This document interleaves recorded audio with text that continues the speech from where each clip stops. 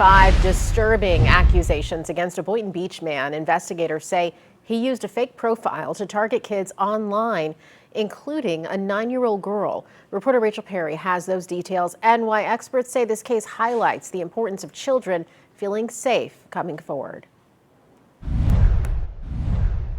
The suspect apparently admitted to police that he took a picture from a random Facebook account and used a different name to create a fake profile to talk with the victim online.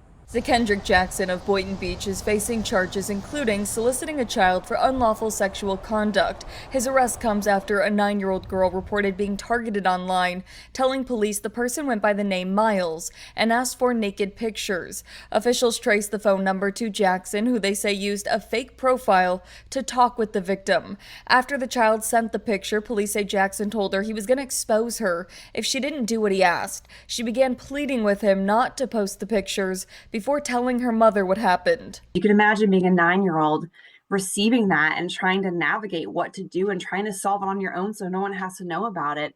And it's just too big to handle on your own. And so again, cannot say enough about how brave this young person was to actually go to their mom and get help. Laura Cusack is an expert in online safety, telling me this case is an example of how quickly a child can become a victim. When you have a child that thinks they're talking to someone that genuinely likes them, they send the photo and it immediately changes to these threats, like being bombarded hundreds of messages in 30 minutes, an hour. Saying parents should always keep track of what their child is doing online and who they're talking to. Also highlighting the importance of children knowing what can happen and how to get help. You made a mistake. I understand that. It's the other person that took advantage of you. They're the one at fault here.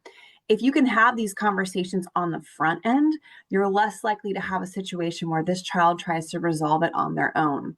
According to the police report, Jackson admitted to talking with other minors online, but told police he didn't remember their names. We'll have more on sextortion and how parents can help prevent their child from becoming a victim on our website. For now, for WPBF 25 News, I'm Rachel Perry.